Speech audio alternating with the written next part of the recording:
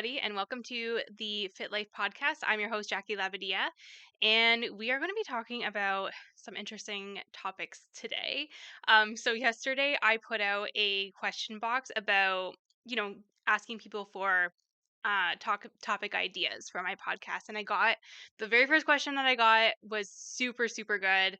Um, and it was essentially asking about skinny talk, and it's not something that I am completely oblivious to, but I'm not on TikTok, so I don't get like the full brunt of it or anything, and I'm not immersed in it. But I did catch wind of it through somebody else who had posted a reel, um, alluding to it, and so it wasn't like off my radar, but the question was super, super good. So anyways, before we dive in, I'm just trying to look for the question so I can read it off to you guys. Um, Before we dive in, I just wanted to give like some life updates as I always do in this podcast. So since I've been doing like more bi-weekly episodes, which might look into going back to weekly, but as of right now, we're doing bi-weekly episodes. Um, it's been 2 weeks since my last one, and in those 2 weeks, we have celebrated my son's 5th birthday and our 6th wedding anniversary. So my son, yeah, he turned 5, and we took him to medieval times in Toronto, and it was such a good outing for him.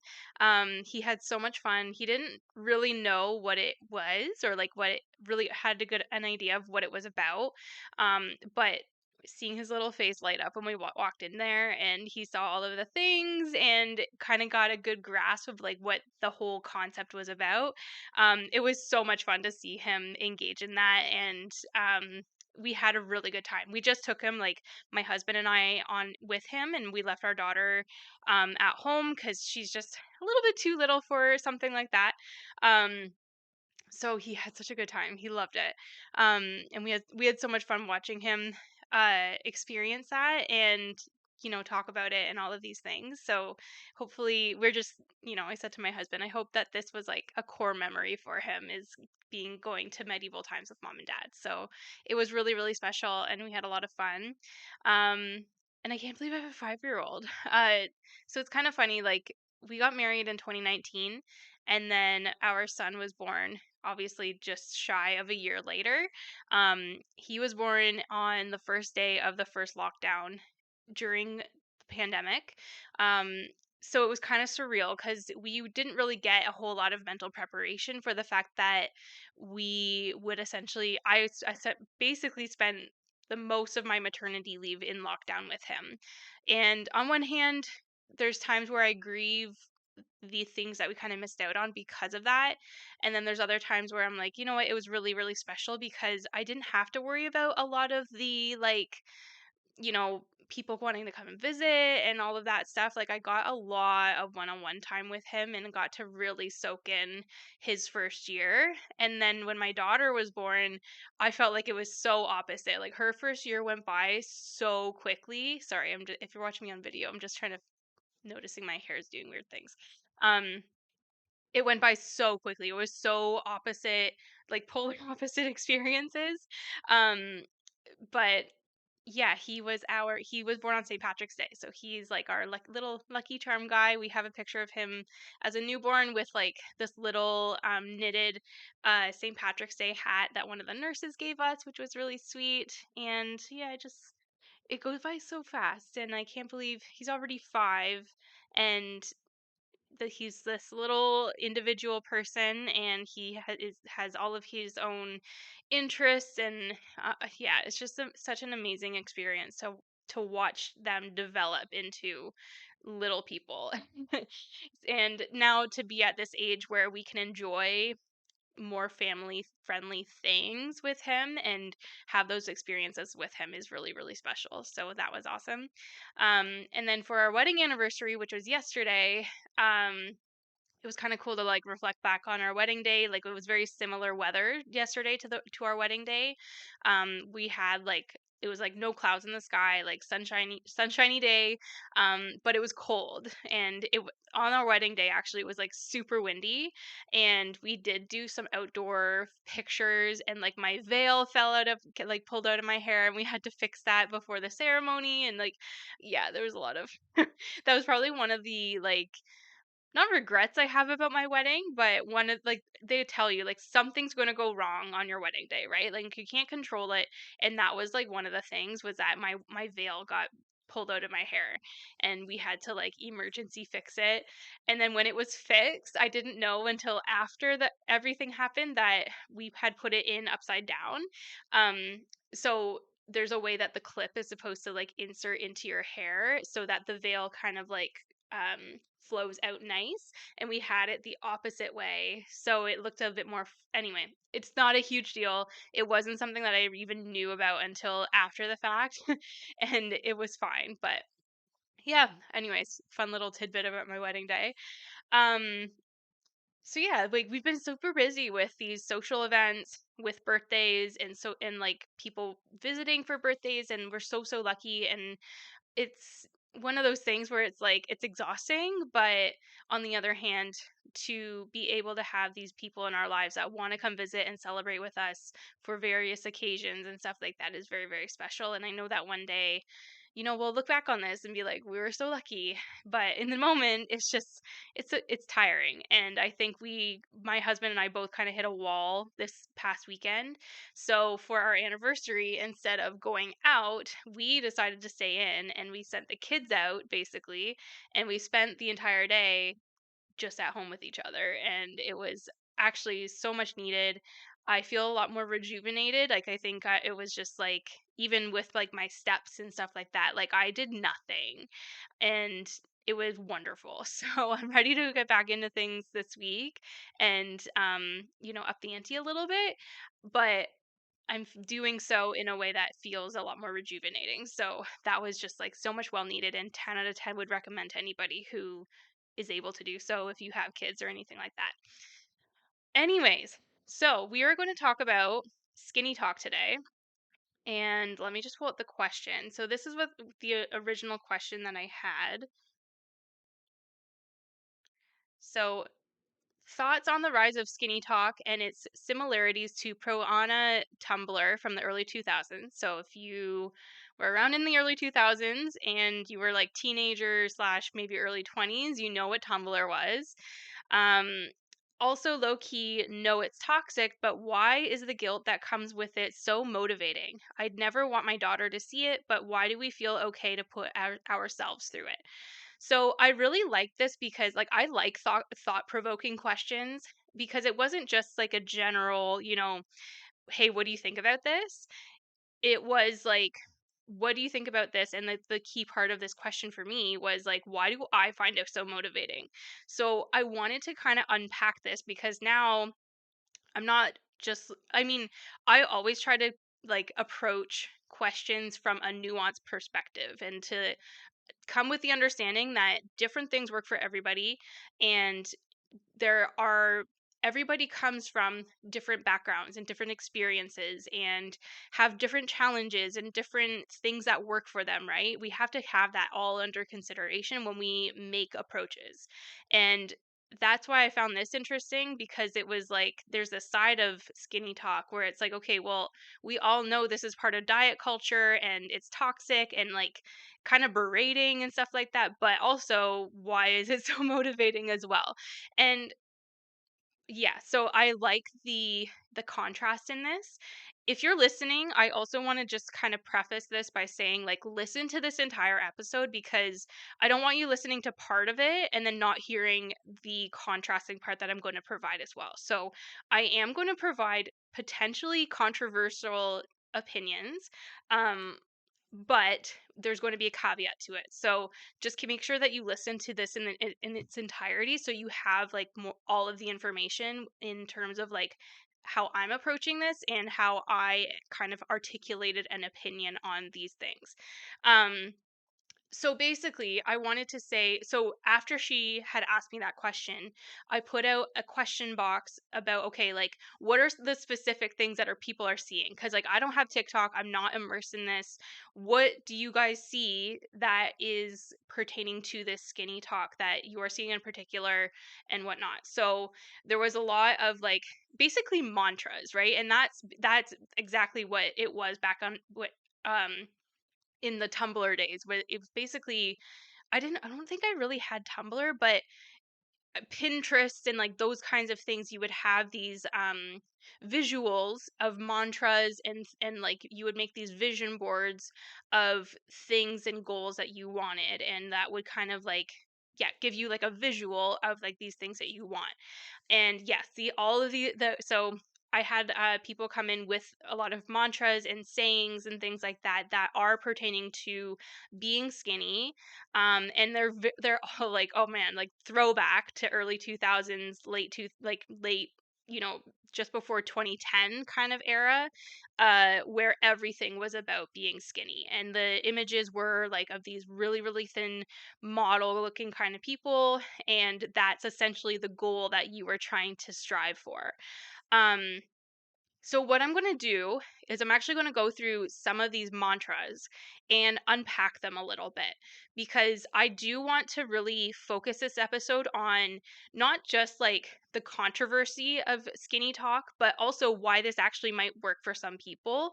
And then also go into like why we do need to be careful about it.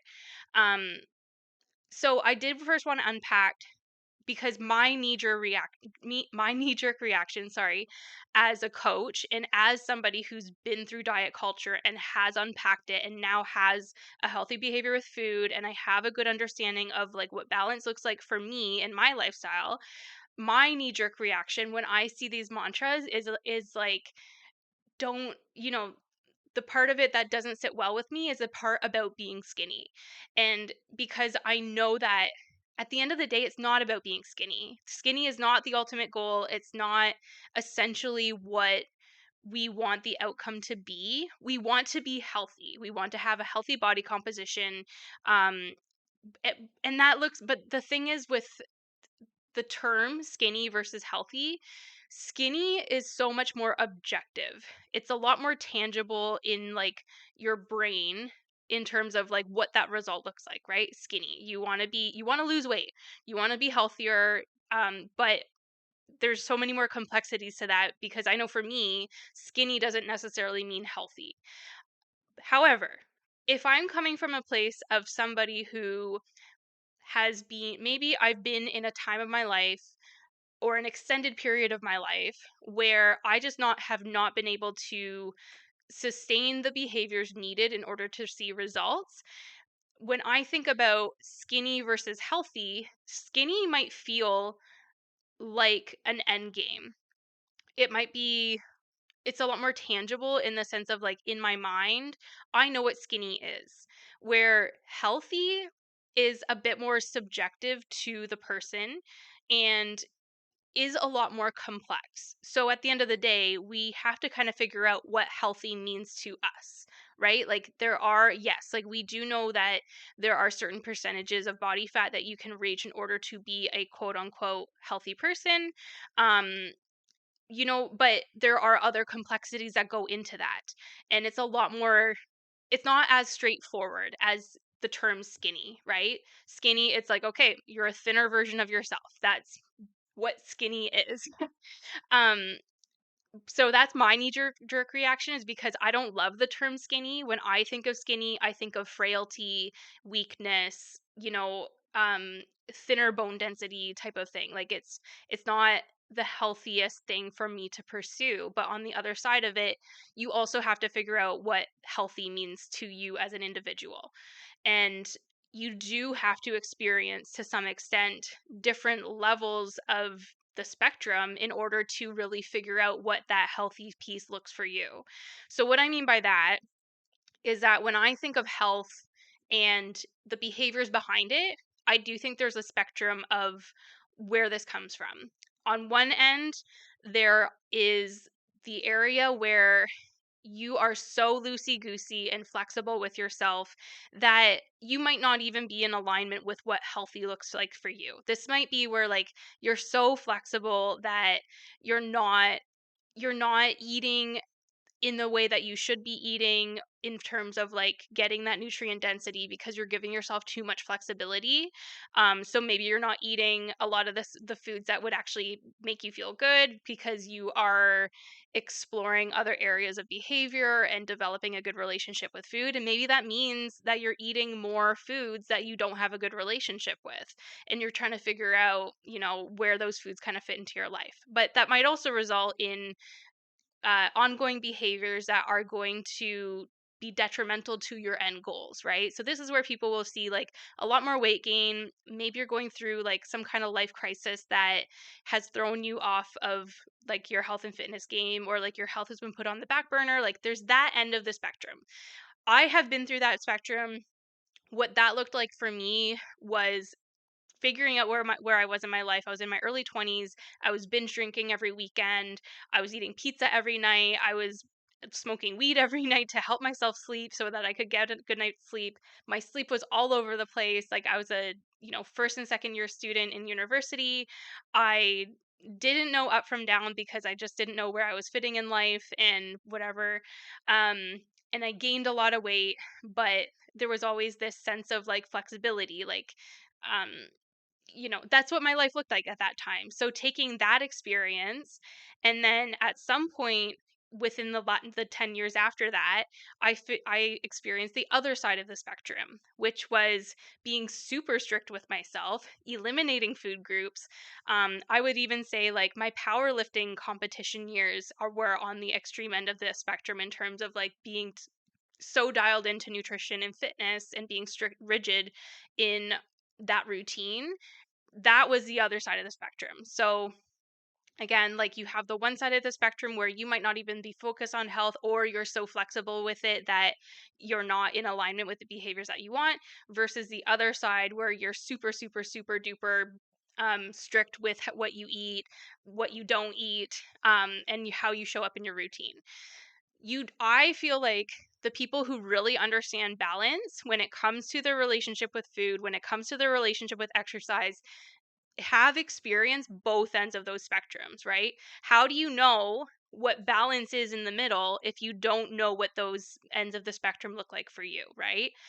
So I think that when it comes to mantras like that have to do with being skinny, you're going to put yourself on the other end of the spectrum and kind of feel live that experience in terms of like what it feels like for you to be super rigid with yourself. Now, when it comes to the mantras yourself, themselves, I'm going to read some of them out to you here. Um, we'll unpack kind of what they mean and like where they're coming from and the truth behind them. Okay. So again, I don't love that they use the term skinny, but I can understand how it can be a bit more motivating because it feels more tangible in terms of like what that actually looks like and what that result is. Um, so these are some of the mantras that I got. Do you need a snack, or do you want to be a snack? You don't need a treat, you're not a dog.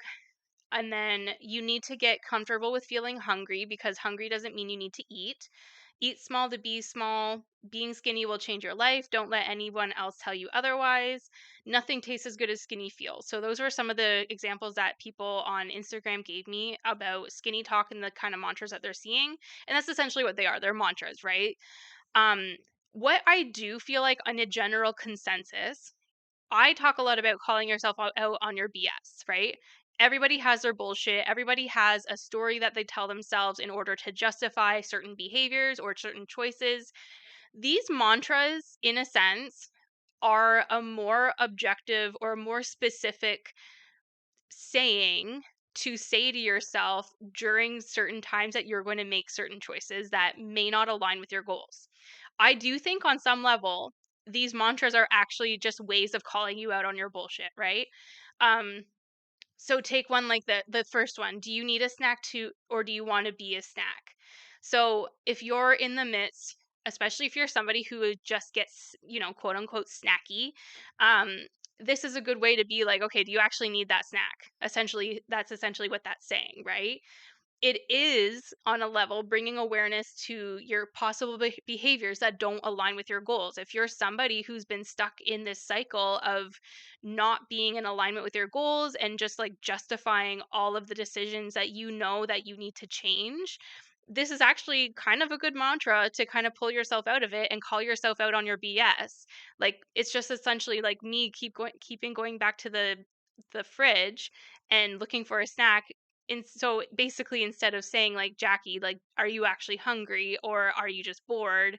This is like a mantra that's kind of saying like, do you want a snack or do you want to be a snack? Like, so reminding yourself of your goal, um, and kind of bringing awareness to the idea of like, okay, am I actually hungry? Do I actually need to eat something right now?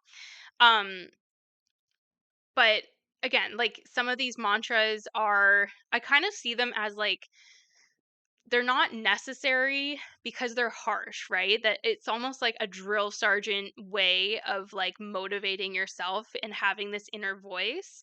Um, but yeah, so like, do you need a snack or do you want to be a snack? So, like, okay. I mean, on the other hand of this mantra, and specifically, it kind of, if skinny is the goal and that is the snack that you want to be, it's kind of insinuating that somebody who is not skinny is not a snack. So that's where some of this controversy can kind of come out of, right?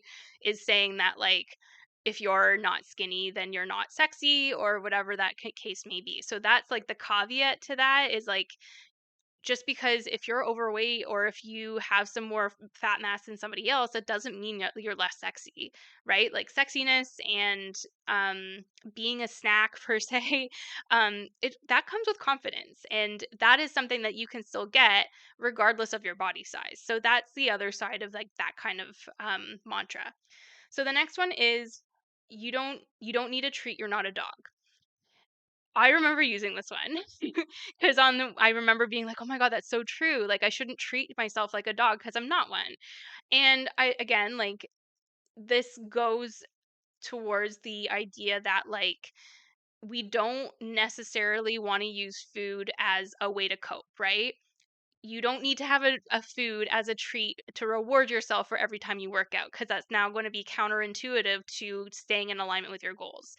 Um, so how else can we reward that behavior, or how else can we use food in a way that's still healthy and therapeutic, but is not going to go against the goals that we're kind of seeking out, right? So like this is I'm again like kind of controversial, but people who use food as a reward system or use food to cope are generally speaking people who are not going to achieve their fat loss goals. um Yeah. So the next one is you need to get comfortable feeling hungry because hungry doesn't mean you need to eat. Again, not necessarily untrue. When you are in a calorie deficit, you're going to have times where you are hungry, and that's normal because you're in a calorie deficit. So again, like some of these mantras, like although can be a little bit cringy, not necessarily untrue. That being said, we don't want this to insinuate that if you are starving you don't need to eat. There is a lot of nuance to this. We're not trying to starve ourselves, but if you are in a proper calorie deficit, there's going to be times where you're going to be a little bit hungry. So how can we um not alter it, but how can we kind of mitigate that so that we can continue to stay in a calorie deficit? And this I think can go like we can go into like that whole binge restrict cycle, like where people will try to restrict their calories like so intensely that they end up binging on the weekend and reversing everything that they kind of work towards, versus what does a sustainable calorie deficit look wow. What does a sustainable calorie deficit actually look like, and what does that actually feel like? And even in a sustainable calorie deficit, you're going to feel some level of hunger. It shouldn't be like crazy intense that you're like hangry and starving, but there's going to be a little bit of hunger, and that is true. Eat small to be small. Again, a lot of nuance to this. Um, like, yes, if you are somebody who is looking again to lose weight because it's going to make you a healthier person in terms of like lean mass versus fat mass, you're going to have to eat smaller portions of food. Yes, that is true. But again, there is more of a caveat to that where like it depends. It depends on what small looks like for you. If you are somebody who generally like genuinely needs to lose fat mass, then yes, this is going to happen. But if you are somebody who is continually seeking skinny and trying to achieve this like certain look, um, but you have a healthy amount of fat mass on on your figure, you're probably going to end up having to eat more at some point so that you can put on muscle, and that's just a very different scenario, right? So again, like we don't want to generalize, but there are times and places where some of these are do have some truth to them. Being skinny will change your life. Don't let anyone else tell you otherwise. And again, like this is one of those other things where it's like, okay, mm, not quite. Like, you don't want to be skinny at all costs. You don't want to be skinny with the trade-off of your health or your happiness or the other things in life that life has to offer, especially when it comes to food and experiences. Um, it's not that hard and fast, right? It's not that conclusive. Um, and again, like what is skinny? Like what is like a skinny to me might be very different from to skinny to somebody else. And like how did you get skinny? You know, were you very sick? Like did you have cancer, or were you under so much stress and anxiety that you couldn't eat and you dropped a whole bunch of weight? Like that kind of skinny is not going to be healthy. That's not that is not life-changing skinny. What is life-changing skinny is understanding your nutrition and finding a place of balance and peace that is also going to allow you to maintain a body composition that leaves you feel confident and allows you to move with ease, to prevent injury, to have the energy that you want in order to live your life. Um, to sleep well and to do all of those things, right? Like there is going to be a level of health that is going to be in that place, and that is what is life changing. It's not it's not skinny. That's the piece, that the bottom line that for me is it like that's not the life-changing piece. The life-changing piece is the health changes that you're making in order to get to that healthier body composition. And those are the behaviors that you're going to sustain for the rest of your life so that you can continue to be resilient and to continue to prevent illness and disease and live a long and healthy life and be strong and have that sustainability. That's the life-changing piece, not the being skinny piece. Nothing tastes as good as skinny feels, so that's taking me back to like 2009 Kate Moss or somebody like that. This was one of my mantras back in the day. And again, it was working in the sense of like it put me off of food when I really didn't need it.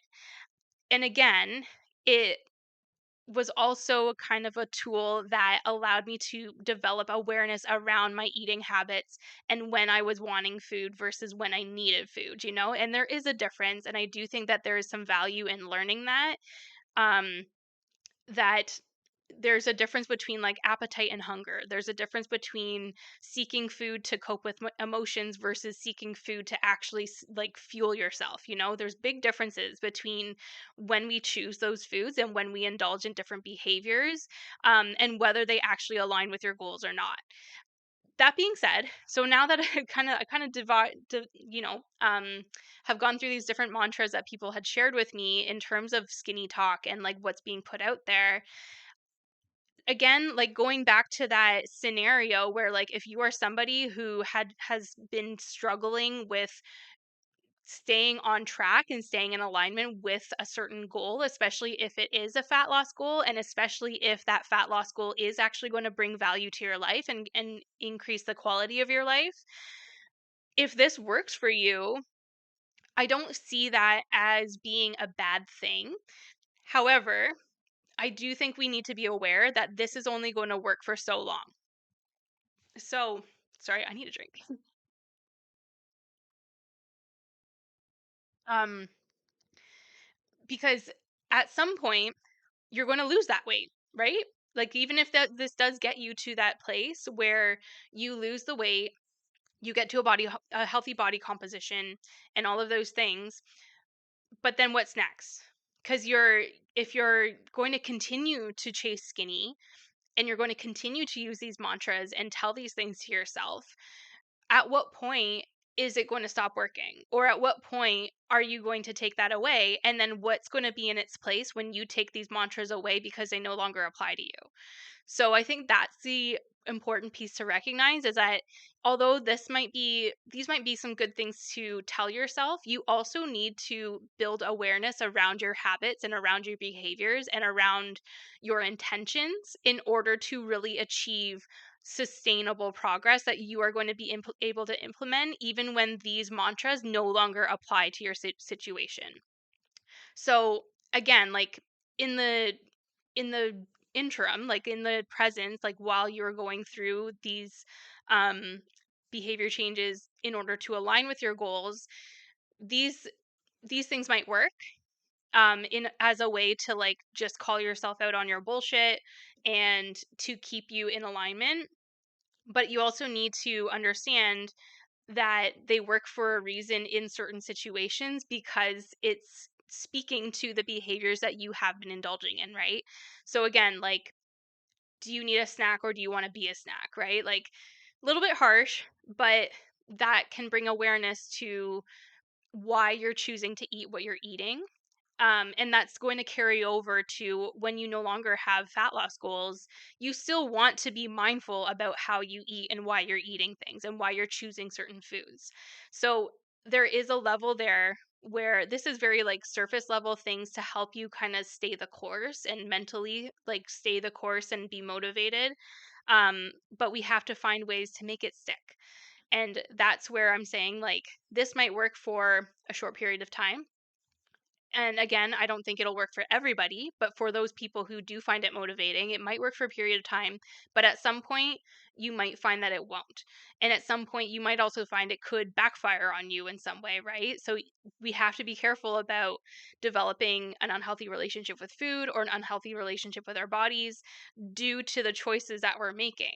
When we're making choices that are not aligned with our goals, we don't want to feel guilt for it because there's a time and a place that these choices might actually be okay, right? But again, it goes back to what you've experienced so far and what you should experience in order to find like true balance between the two.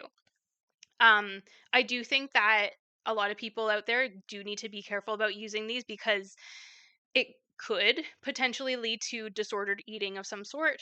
Um, just in terms of like that connection between putting some morality on into your onto food instead of just seeing it as food and as nutrient dense or not nutrient dense.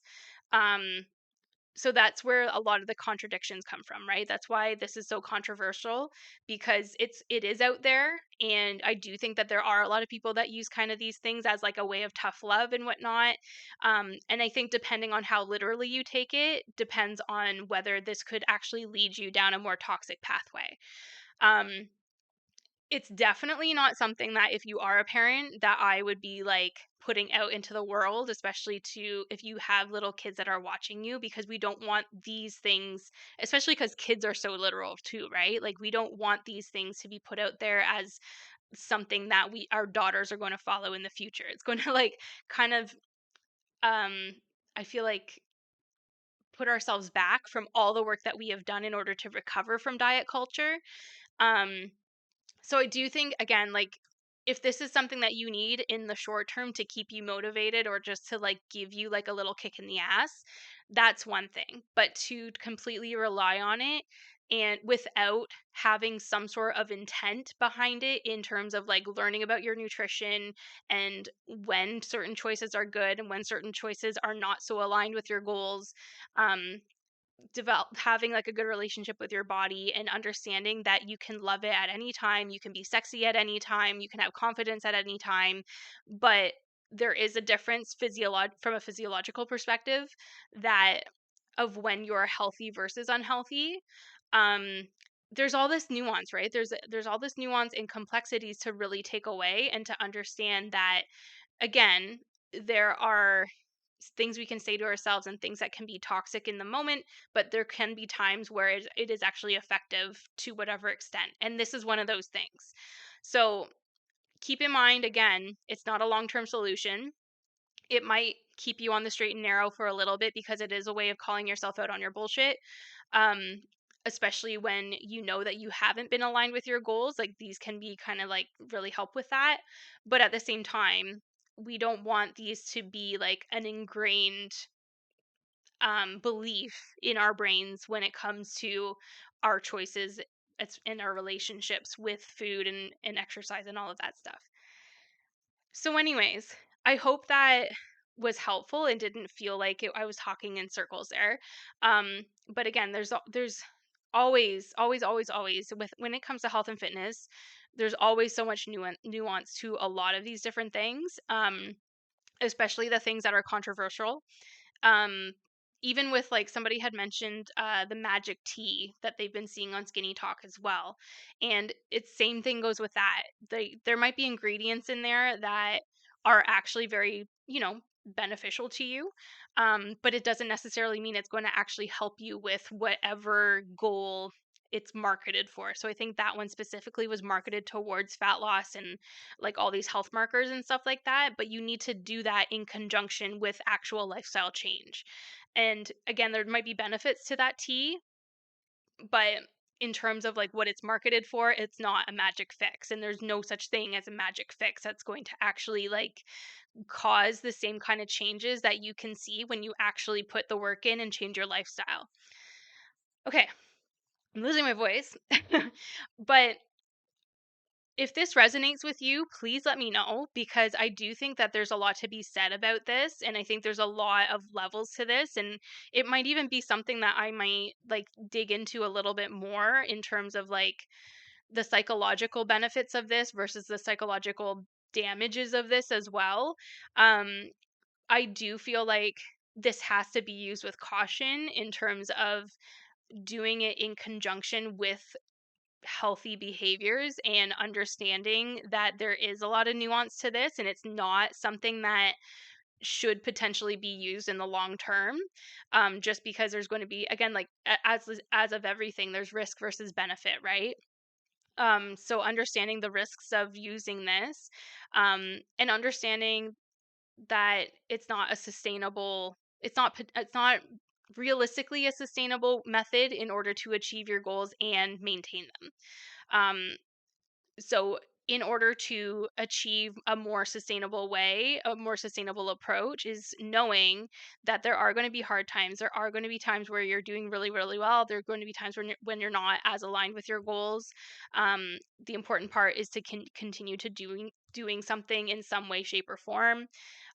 There's going to be times where and it's learning, it's educating yourself. Like, educate yourself about your nutrition, educate yourself about your appetite, educate yourself about how much food you actually need in order to sustain some sort of in order to sustain the changes that you're looking for. um Finding exercise that you love and that you can really stick with, implementing progressive overload, like there's all of these other aspects to health and so much nuance to it that, yes, these mantras can help you to stick to that for now, but ultimately there's going to be a point where you're no longer going to be chasing skinny, or you shouldn't be chasing skinny.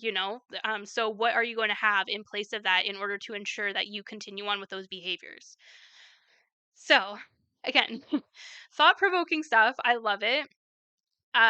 If this has resonated with you or has helped you in any way, shape, or form in terms of like thoughts on SkinnyTok and what is being put out there and how people are using it, please comment below on this podcast or send me a message or whatever the case may be. If you really enjoyed this episode, please leave a 5-star review. That will help other people to find this podcast and to learn a little bit more about health and fitness and how you can kind of like reasonably implement it into your life, as well as learning about why we do a lot of these things. Okay, I'm gonna end it there. I'm starting to get tongue tied, and I know that that's usually my time to end things before my brain turns to mush. So I hope everyone is having a great day, and we'll see you next time.